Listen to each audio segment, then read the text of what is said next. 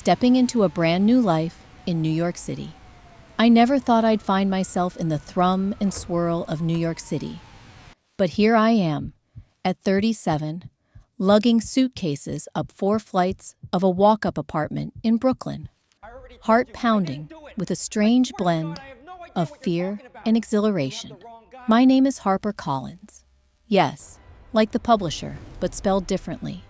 And up until 6 months ago, I was living in a quiet suburb in Ohio, raising my son, Mason, on my own, working as a paralegal in a sleepy, small-town firm where everyone knew everyone's business.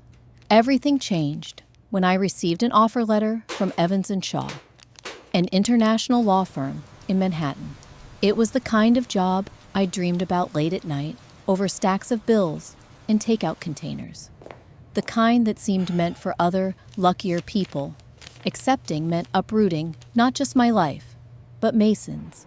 But there's only so long you can look at your kid and hope for better before you start doing something about it. Our first days felt like starring in someone else's movie. The city moves at a velocity that makes your head spin.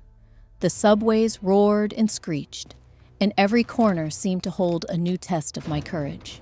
Mason, who had only ever known backyard barbecues and bike rides down safe, leafy streets, stood just as wide-eyed as I did. I remember his small hand clutching mine as we navigated rush hour, the tides of people washing around us as if we were rocks in a rapid river.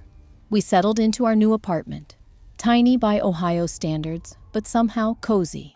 Every night from our window, we could see the city lights flicker and blur, cacophony transforming into its own kind of lullaby. Evenings became our time to share discoveries. Mason told me about the coolest kid in his new school, who could do skateboard tricks on the sidewalk out front. I shared stories about my work, my colleagues, and the cultural shocks of everything from bagels for breakfast meetings to the endless buzz of everyone being on all the time. The office itself, well, that was another planet altogether. Evans & Shaw was an ecosystem of power suits and steely ambition. I padded into the marble lobby that first week, the echo of my footsteps drowned out by the constant flow of people, all purposeful, all driven. Everyone seemed to speak a language of confidence I didn't yet know. The pressure to prove myself was immediate and intense. I felt watched, weighed, and measured from the moment I stepped off the elevator, both for being new and for, inevitably, being a single mother. Yet, beneath all that anxiety, I found small moments of triumph. I learned to navigate the subway system without getting lost, mostly. I discovered the secret of ordering coffee, like a native New Yorker, fast, direct, no nonsense. I found a favorite corner in Prospect Park where Mason and I could pretend, for a while, that we had a patch of green to ourselves, like back in Ohio.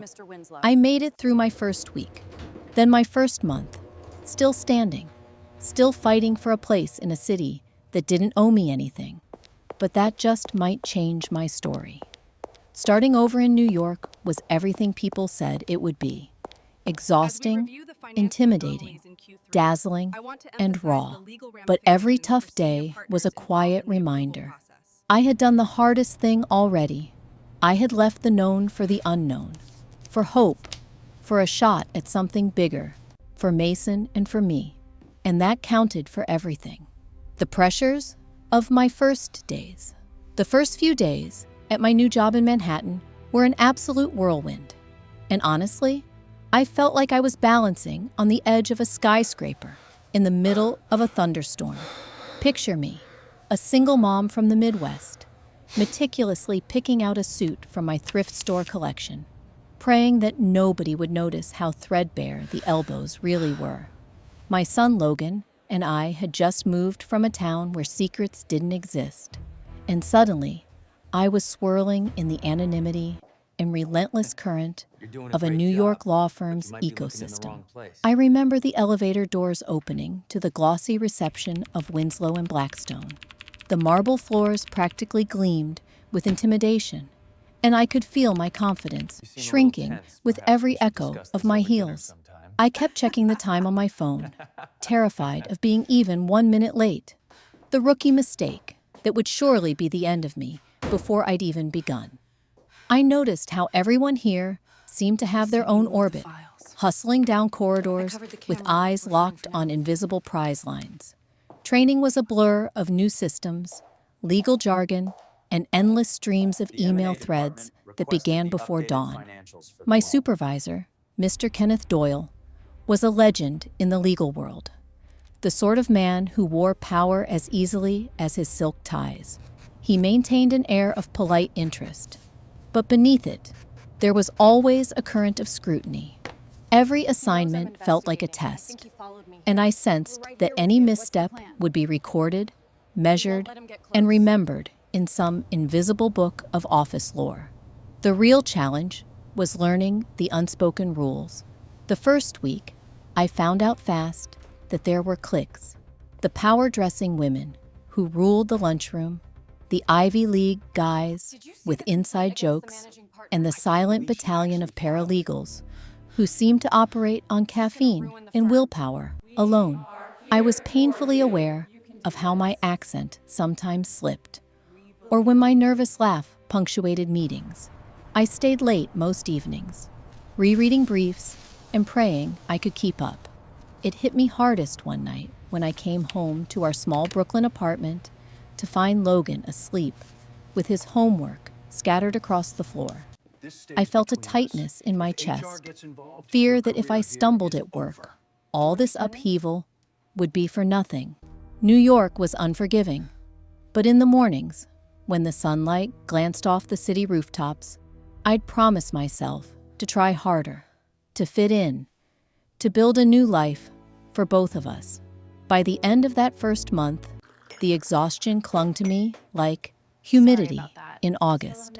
There were moments of awkwardness, of swallowing tears in the nondescript bathroom stalls, and yet tiny victories too. A good job, scribbled in red pen on a draft memo, a shared smile with a fellow new hire. Each day demanded everything of me, but it also gave me the smallest sparks of courage. I learned, day by day, that surviving in New York meant holding on to those sparks and refusing to let myself be dimmed by the pressure, no matter how relentless it was. Confronting injustice up close.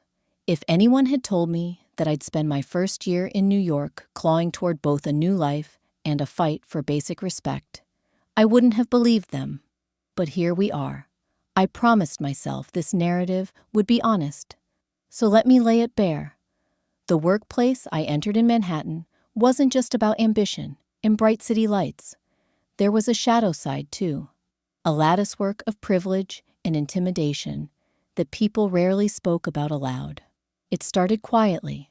You always wish you could miss the signs, but in retrospect, they were right there in the margins of every conversation. My supervisor, Jonathan Stein, was the sort of senior associate who dominated a room without ever having to raise his voice. He was charming at first. The jokes that drew laughter at meetings, the seemingly innocent touches on my shoulder when passing behind my chair, the private emails that skirted the edge of professionalism. I told myself I was overthinking, that I was just new and out of my element. But unease has a way of growing claws. The real breaking point came a few months in. I'd managed to land a role on a high-profile case, no small feat for a new hire. Jonathan took immediate interest, suddenly offering late-night strategy sessions and making off-the-cuff compliments about my looks, my smile, my Midwest charm. One evening, while we worked late in a glass-walled conference room, his jokes took on a sharper edge. He made an innuendo with a comfortable smoothness that sent a chill down my spine. My laughter was brittle. I remember going home that night, Ethan already asleep, pacing our small kitchen with anger simmering just beneath my fear. Nothing prepares you for how quickly self-doubt creeps in. I spent weeks questioning every move. Did I misinterpret? Should I brush it off? It became harder to meet Jonathan's gaze, to contribute in meetings where he presided, but harder still to imagine quitting and letting down my son.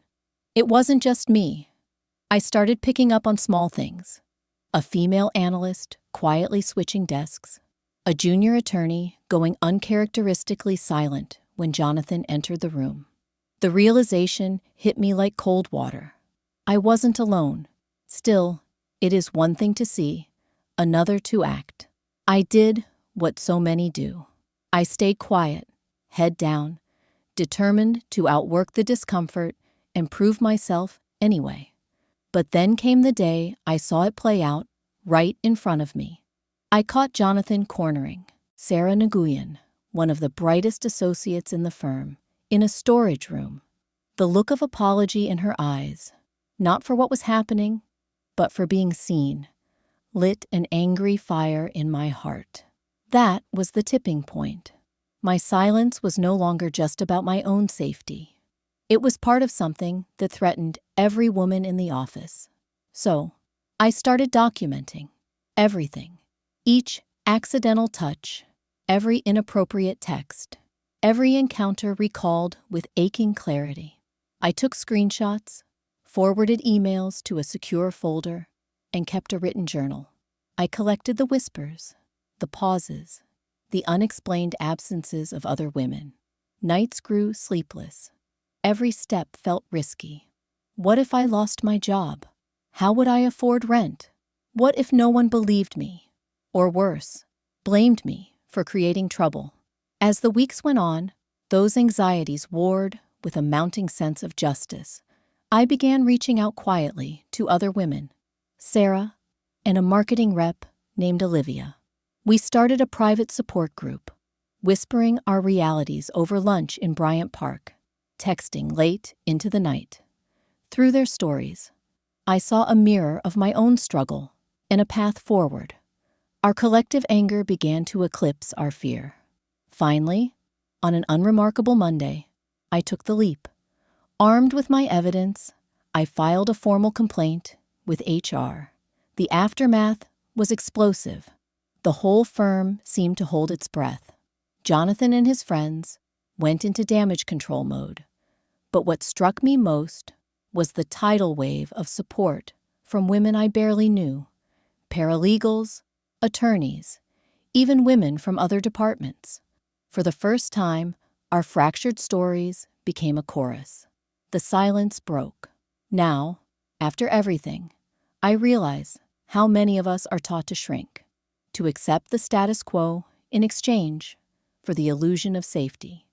But the price is dignity, and ultimately, our voice. If nothing else, I hope my story rattles a window open for those who come next. My story isn't rare, but my choice to speak up can be, and that's what I am most proud of, being part of a small, stubborn wave that keeps pushing for just a little more light. Seeing myself in others. There's a peculiar ache that comes from glimpsing your own struggles reflected in another person's eyes. For the longest time, I tried to convince myself that what I was enduring at Hudson and Harlan, that prestigious glass and steel fortress where I spent my days, wasn't so bad. Maybe it was just a personality clash. Maybe I was reading too much into offhand comments, essential tasks whispered behind closed doors. The fact that I was always the one left out of those impromptu coffee breaks. But then I saw it, a moment so raw in its clarity, I couldn't unsee it. This happened on an ordinary Thursday afternoon in late autumn. I was staying late again, finishing a research brief for one of the partners, a routine I'd fallen into because it was safer to work when fewer people were around. The fluorescent light hummed overhead, casting a pale glow on the nearly empty office. That's when I noticed her. Camille, a junior associate, sharp-eyed and quick-witted, the kind of woman people expected to rise quickly. She was standing near the printer with her arms folded tight, eyes fixed on the floor as if it was the only thing anchoring her. Our boss, well, I'll call him Mr. Redmond, was standing much too close to Camille. His voice, low but forceful, carried across the silence. I couldn't hear his exact words, but I didn't have to. Camille's body language told the story. The subtle flinch, the almost imperceptible inch of retreat, one step backward, careful not to make it look like running away. I felt my stomach twist in recognition. I'd lived that moment, felt that creeping sense of dread, the desperate calculations. Should I say something? Would it make things worse? For her, for me, everything in my training as a professional, as a mother, as someone desperately clinging to this job, screamed at me to mind my own business. But something else was louder. A memory of my own first week, the way my hands would tremble as I fumbled through complex legal databases, trying not to make a mistake, terrified of giving anyone a reason to whisper about the new girl. After Mr. Redmond walked away, pretending, no, insisting, that nothing just happened, Camille turned and caught my eye. For a split second, the mask of composure slipped. She looked not just embarrassed, but hollow. I saw myself in that glance. The loneliness, the bone-deep exhaustion of fighting silently every day to hold on to your sense of self. That night, I couldn't sleep. The apartment felt smaller than ever.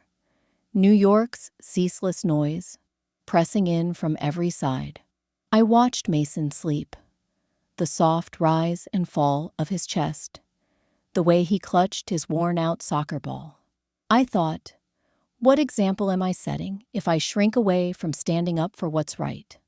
How many other women are quietly counting days, swallowing their anger, convincing themselves they can endure just a little more?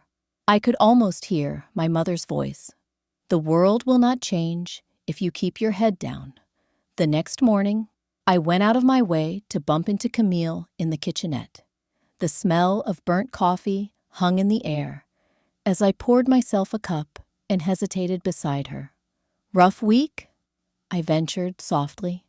Camille nodded, her bravado crumbling just for a moment. Mr. Redmond, he's tough to work with. Sometimes he forgets boundaries. She didn't need to say anything else. There it was, laid bare between us in the narrow space by the sink. I felt a strange mix of relief and sorrow. Relief. I wasn't losing my mind, and I wasn't alone. Sorrow. This wasn't just happening to me. Through the weeks that followed, I started noticing more subtle gestures, coded silences, the way women in the office seemed to gravitate toward each other, forming small islands of safety in the open plan. We'd offer each other knowing smiles, share quick, supportive glances in meetings when Mr. Redmond's tone shifted, or when one of us was interrupted mid-sentence. Gradually, a cautious sort of fellowship blossomed, a tribe born not out of choice, but out of necessity. At a company holiday party, I found myself in a quiet corner with Sasha, a senior analyst, and Priya, a marketing rep. We traded stories, their laughter too bright, too brittle, and the same names always seemed to surface. That's when it truly hit me. Camille wasn't the only one, and by extension, neither was I. Our stories overlapped, coming together to form a tattered but undeniable tapestry of shared experience. There's a kind of healing in that recognition, even as there's pain. The burden became marginally lighter when I knew I could text Camille late into the night. "You okay? Did you hear what he said today?" When Sasha would drop by my cubicle with a genuine, "hang in there," after a rough meeting. Of course, solidarity doesn't eliminate fear. My heart still raced every time Mr. Redmond's name popped up in my inbox, and I spent hours rehearsing possible conversations in my head, never sure when things could go from uncomfortable to unmanageable. But now I had witnesses, Women who saw, who believed, who'd nod in agreement when I described his condescending comments or boundary-testing jokes. The hardest part was admitting, even to ourselves, just how practiced we were at minimizing. We called it office politics, personality quirks, old-school management, but beneath the euphemisms was a thread of pain and frustration, a longing for someone in authority to at least acknowledge, if not solve, the problems we were all forced to swallow. It was one late Friday night, long after most had gone home, that the thin walls of secrecy began to crumble for good. Camille stopped by my desk, her face pale, her eyes bloodshot. "He tried to corner me by the elevator again," she whispered, voice trembling. My initial response was anger, a fierce heat in my chest. But then I looked at her and realized we're both tired of being scared. Together, we sat in the dim light, piecing together the patterns, dates, times, witnesses. We started keeping records, not just for ourselves, but for each other. We strategized what to say the next time HR asked about workplace culture. We debated, should we report what was happening? Could we trust HR, or would it mark us as troublemakers forever? We started reading too. Legal blogs, employee rights forums, articles about the trucker Me Too movement that seemed to speak directly to us. Sasha sent links about workplace retaliation protections. Priya shared her own experience, surviving a toxic manager at her last job. Slowly, I felt the fog begin to clear. I wasn't just watching my story play out in someone else. I was finding both evidence and the inner permission to want better. The days were sometimes unbearably long, the paranoia slicing through even the most mundane moments. Was the new system downgrade really an accident, or some subtle retaliation? When an invite to a key meeting failed to arrive, was it merely oversight or a punishment? We couldn't always tell, but the fact that we wondered meant something had to change.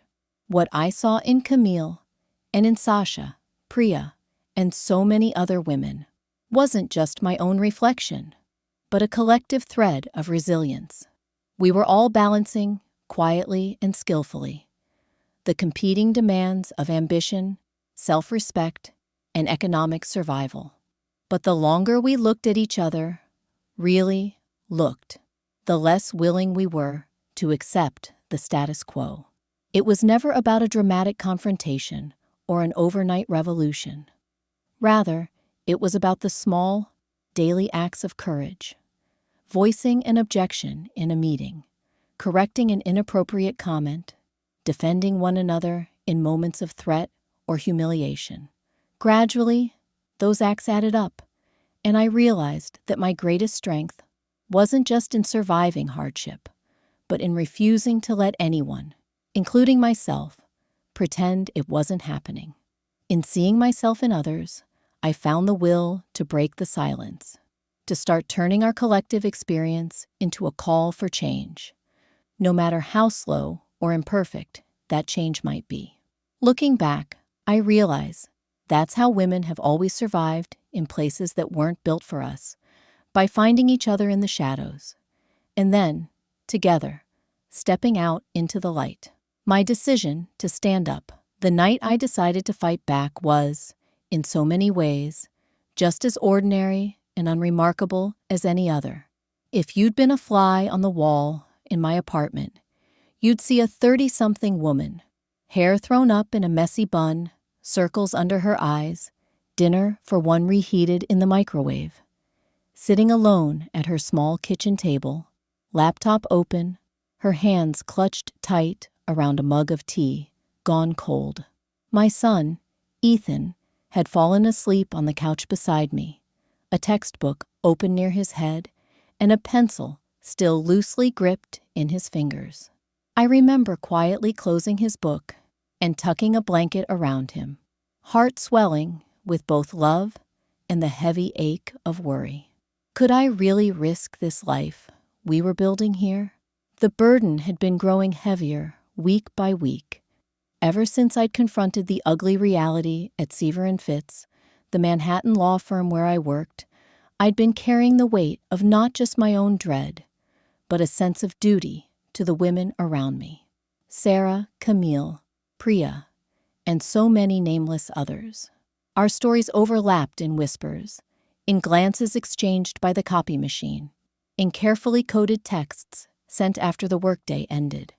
To be blunt, we were all scared, not just of what Jon Werner, our predatory supervisor, might do next, but of the all-too-real consequences for us if we spoke up: retaliation, career stagnation, or, even worse, being labeled a problem in an industry where connections counted for everything. But after the afternoon, I found Camille frozen, back-pressed to the office wall while Jon blocked her path, apologizing to me with her eyes. Something in me snapped. The fear, the tired excuses, the polite smiles I forced in meetings despite his offhand comments about my Midwest tenacity or single mom grit. They just weren't enough anymore. I knew in my bones that staying quiet wasn't just about me. It was about every woman who might come through those revolving glass doors after us. If I let this pattern continue, what would I be teaching Ethan about justice, about respect, about the value of one's voice? That night, it felt less like I was making a choice, and more like the choice had finally arrived and demanded an answer. My breathing was shaky, palms clammy as I opened a fresh document on my laptop and began to type. I wrote down everything: fleeting moments, inappropriate messages Jon had sent, the lingering hand on my arm after meetings, the late-night calls about urgent cases that could always wait until morning. I scrolled through my phone, screenshotting texts, forwarding suspicious emails to my personal account, and drafting descriptions of every incident I remembered, not just my own, but those my colleagues had quietly shared. Rereading my notes, I was overcome by a strange blend of anger and sorrow. I'd spent months doubting myself, minimizing the red flags the way so many women do. I'd questioned my memory, worried that I was being overly sensitive, tried to rationalize his behavior as a generational thing or just office politics. But accounts from women like Sarah helped fortify my resolve. Their stories, delivered in tired whispers at the end of a long day, or with tears held fiercely in check, formed a mosaic of something disturbingly consistent. This was not an isolated problem. This was a system. And so, for the first time in a long time, I was certain, scared, yes, no, terrified, but certain. The next morning, the city outside my window seemed unusually bright. Brittle enough that I wondered if the world might crack under the glare. At my desk, papers fanned out. I reviewed the timeline and compiled a file. It wasn't just my word anymore. It was data. It was proof. I could almost hear my mother's voice echoing down the years. "You've always been stronger than you think, Ava." I emailed HR and scheduled a confidential meeting, heart thudding in my chest so hard I worried someone in the open plan office might hear. My fingers trembled as I pressed send, the cursor blinking back at me like a dare. The rest of the morning, every step through the marbled halls felt simultaneously weightless and heavy. The weight until my appointment stretched on forever. Jon crossed my path once, giving me that same smug grin. But this time, instead of shrinking away, I met his eyes, steady, unblinking. It was the smallest of victories, but it felt seismic. The formal complaint process was equal parts nerve-wracking and surreal. The HR rep, her name was Ms. Gordon, a calm woman with a steady gaze, listened intently, asking clarifying questions, promising confidentiality. I showed her the emails, the texts, my detailed logbook, and then, after a swallowing hesitation, the accounts Sarah and Camille had allowed me to include. She took notes, nodding, scribbling, occasionally meeting my eyes with a solemn, "This is important. Thank you for your courage." When I left the meeting, I felt at once emptied and anchored. My secret, that toxic, burning weight, was no longer mine alone to carry. Every step back to my desk felt lighter, but I didn't yet know what the fallout would be. Would anyone believe me? Would HR take it seriously or quietly sweep it away? Just another item on a long to-do list.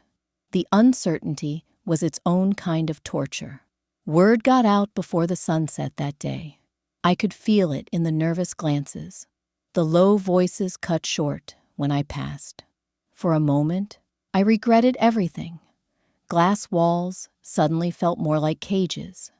But then, as I checked my inbox after a tense meeting, I found a message.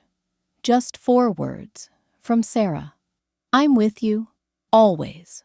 Within hours, more messages trickled in.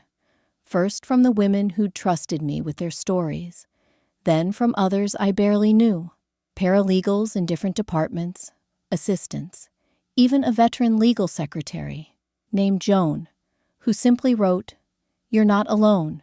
I met Priya in the bathroom, where she hugged me, her usually bright eyes rimmed in red. "I never thought anyone would actually do it," she whispered. Solidarity began, quietly but fiercely, to flood the cracks left by fear. The days that followed were some of the longest of my life. Official investigations, interviews, whispered speculation, and churning rumors became the new normal.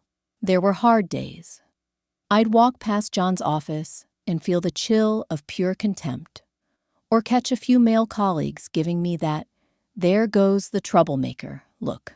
Sometimes HR felt like an ally. Other times, just another cog in a distant bureaucracy. I battled anxiety, lost sleep, and even had moments where I considered if I'd made the biggest mistake of my life. Would I lose my job? Would people stop trusting me?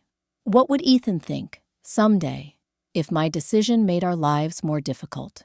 But the community of women kept growing. Sometimes, I'd find a note on my desk, "Thank you for your bravery," or overhear someone quietly correcting a colleague who made a crude joke. There was a pulse, faint but growing, of change. Not overnight, but present. I caught myself, more than once, imagining what it would be like to work somewhere women didn't fear speaking up. My daughter could grow into a world where she wasn't taught to make herself smaller, quieter, less visible. The day the company announced Jon's removal, everything felt turned inside out. I watched, stunned, from my workstation as an HR team escorted him out. The energy in the office was electric. Some looked relieved, a handful angry, but most simply stared in stunned silence. That same day, a new policy on workplace conduct and confidential reporting was rolled out in a flurry of corporate emails, and, for the first time, it seemed as though our voices really had power. After work, Camille, Sarah, Priya, and I gathered at a local diner.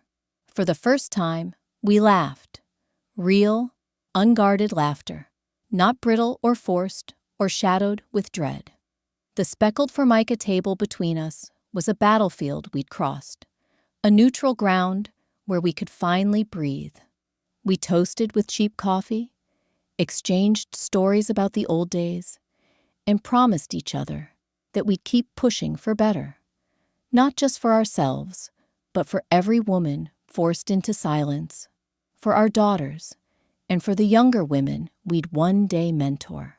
It would be simple to say my story ends with victory, neat and complete. But of course, that's not real life.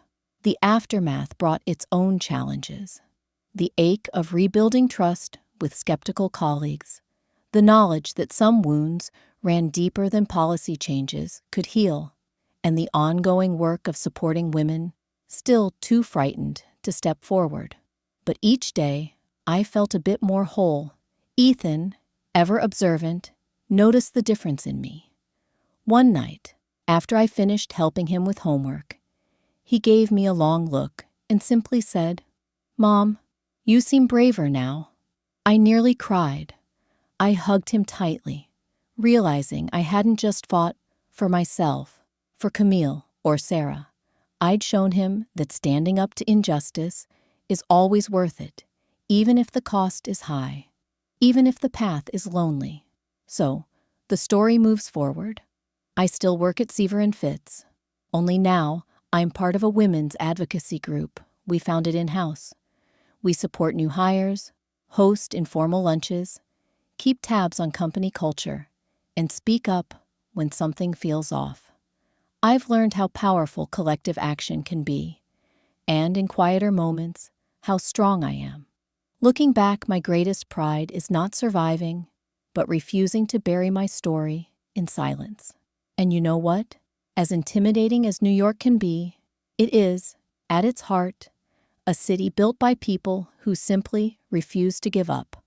That, finally, is the legacy I want to leave for Ethan, and for every woman brave enough to believe her story deserves respect and, yes, justice.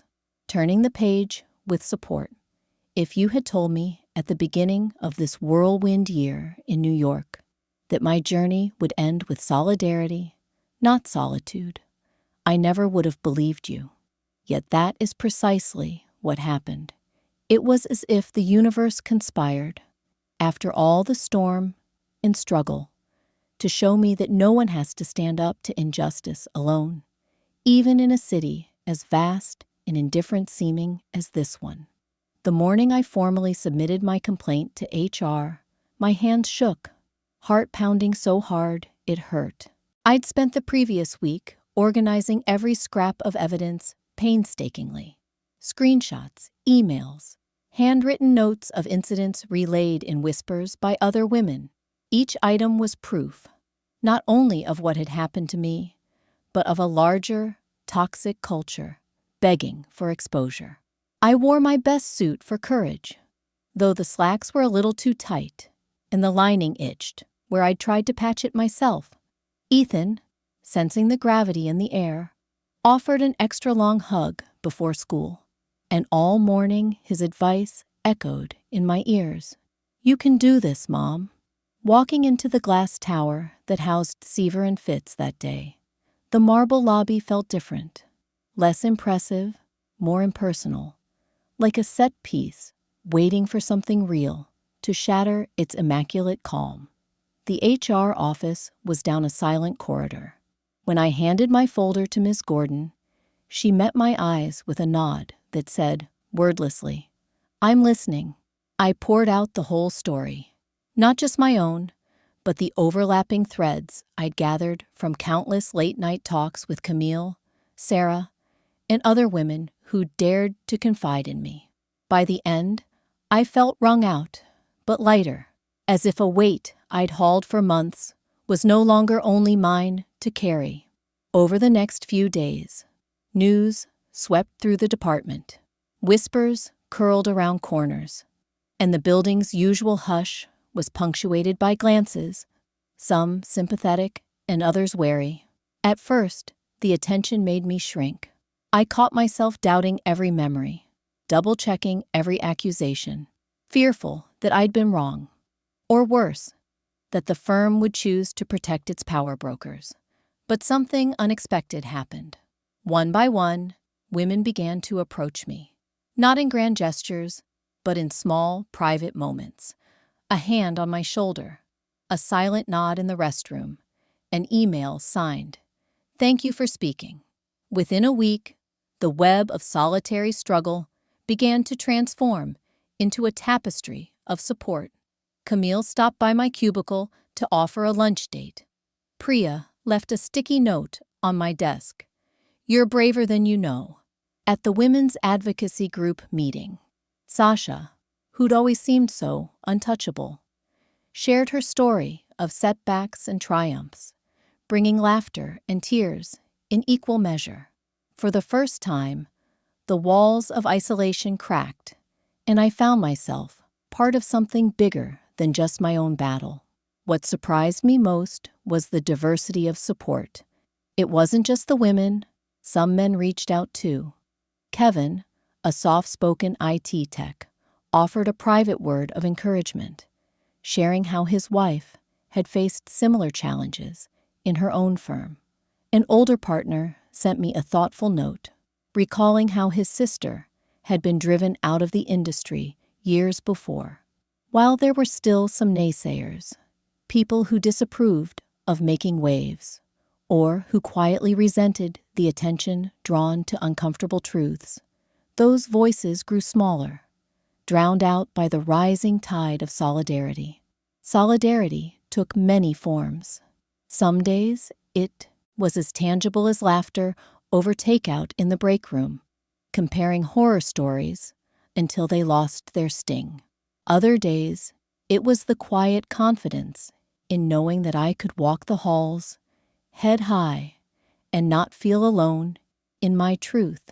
Women who'd never spoken to me before now shared their lessons, how they protected themselves in tricky client meetings or documented issues. Little by little, we built a collective toolkit for survival and then for change. This groundswell of support had profound effects, both immediate and lasting. Company management, in an effort to quell unrest, started consulting with outside specialists. They held town halls, awkward and sometimes sanitized, but still a start. The formal investigation went forward, and for the first time in firm history, women's voices were taken seriously at the highest levels. When Jon was removed, it wasn't just about one predatory manager. It signaled a shift, a message that the old ways would no longer be tolerated without challenge. For me, the most emotional moments came quietly. Like the night Sarah texted, "You gave the rest of us courage." Or when Ethan, after dinner, proudly announced to his teacher that his mom was making his school and her office more fair. At our next advocacy lunch, I looked around the table at Camille's easy smile, Priya's infectious laughter, Sasha's calm strength, and knew we'd all crossed a threshold together. None of us would ever again confuse endurance with acceptance. Yet standing up was only the beginning. The aftermath brought new struggles, rebuilding trust, learning to navigate suspicion or defensiveness from some colleagues, occasionally dealing with awkward silence from those who didn't know which side to choose. But the web of support held. We created a mentorship program for new hires, hosted workshops on worker rights, and quietly intervened in moments we once would have ignored.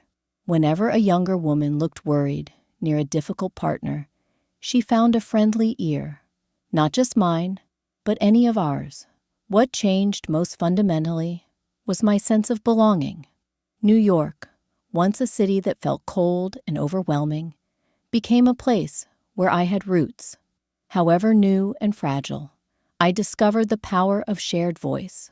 On especially hard days, when the pressure returned or someone questioned my motives, I remembered how many women had walked this path before me and how many would follow unless we kept the torch burning. In a larger sense, the impact radiated outward. HR implemented anonymous feedback options for reporting misconduct. The firm's website listed clear contacts and anti-retaliation policies. But the real difference lived in smaller moments, when people intervened or supported each other, when silences were broken, when jokes that once passed in meetings were finally called out and stopped. We weren't finished, but we were further along than I ever dreamed possible. Ethan noticed, too. Home felt less tense. When he saw me laugh, really laugh, without that knot of anxiety under my ribs, he said. "I like this New York version of you, Mom." So did I. For years, I thought courage would cost me everything. Instead, it gave me a community, a sense of self-worth, and the hope that maybe, just maybe, we could remake the kind of world our children deserve. Sometimes I still sit in the window of our Brooklyn apartment, mug in hand, watching the city lights spark across the skyline. The shadows and hustle remain, but so does the strength born of standing together. If this is what a new page looks like, I'm ready to write every line. Never alone again. A voice, finally heard. Looking back, I sometimes marvel at how many years it took for my voice, our voices, to truly echo through the marble halls and glass-walled offices of that Manhattan firm. For so long, it felt as if everything I said or felt disappeared into thin air, muffled by polite smiles, HR manuals, and a culture that quietly rewarded silence. But now, with distance and courage stitched together, I can finally say, I was heard. Recognition, I've learned, doesn't arrive in one grand, cinematic moment. No single day stands out as the triumphant finale. Instead, it reveals itself, drip by drip, in the shifting of attitudes, the rewiring of old dynamics, and those small, hard-earned admissions from people who once seemed untouchable. That's how it happened for me, and that's what gave real meaning to this journey. After the ordeal of making my complaint official, the nights spent documenting every inappropriate joke, every loaded glance, the tense HR meetings, the rumors and stares, I was left raw and uncertain.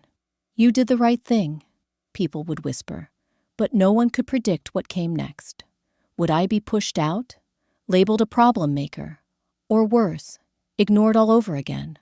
But change has a way of gathering its own momentum, and my act of speaking up triggered something far larger than I could have expected.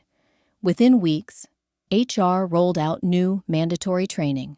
The firm's anti-harassment policy was circulated company-wide, and every employee, even the partners, were required to acknowledge the changes by signature. More than that, the tone of conversations began to shift. People, women, but also men who cared about fairness, started holding each other accountable. In meetings, I noticed less interrupting, more listening, and new faces at leadership roundtables who had never, ever been invited before. The impact on a personal level was profound. One afternoon, I was stopped in the hallway by Ms. Carter, an administrator who rarely spoke above a murmured hello. She slipped me a handwritten note that read, "I see what you did. Thank you for making it possible for the rest of us to be ourselves at work." I quietly tucked it into my purse, knowing it would always mean more than a formal award. Other moments trickled in, almost as if the universe was intent on balancing out the months of struggle. A younger paralegal seeking advice about an uncomfortable encounter, Camille grinning as she breezed into my cubicle, freer than I'd ever seen her. Sarah sharing, over coffee, that she was finally comfortable recommending our firm to her ambitious nieces, because it's different now. We even had a town hall where employees, myself included, shared constructive criticism and actionable ideas, and, for once, people in management listened without defensiveness. Even so, the scars linger. There are still days when I catch a glance, or hear a joke skirting the line, and the tension in my shoulders snaps back into place. But those moments are now met with solidarity. When something happens, someone speaks up, not just me, but one of a dozen others, emboldened by the knowledge that their voice matters. Policies exist to guide us, but it's culture that protects us, and culture, I've learned, is shaped by each of us deciding to show up day by day. Home life changed, too. I see it in small things. Ethan's eagerness to share his day, the ease with which I can focus on helping him, my sleep no longer haunted by what-ifs, my energy, once sapped by anxiety and fear of retribution, now turns outward. I found time to mentor new hires, speak at workplace equity panels, and even volunteer with women's advocacy networks across New York. My voice isn't loud, but it's steady, and, perhaps most importantly, it carries. If I'm honest, I still wrestle with doubt. Sometimes I lie awake, wondering if speaking out was worth the sleepless nights or the bridges burned with colleagues who never forgave me for rocking the boat. But then I see the ripple effect. More transparency from management, real consequences for repeat offenders, and a network of professional women who now view each other as allies rather than competitors. Even Ethan, wise beyond his years, hugged me one morning and said, "You made it better for a lot of people, Mom." Finding my voice wasn't just about filing a complaint or forcing a meeting. It was about learning, slowly and painfully, that my experiences deserved space.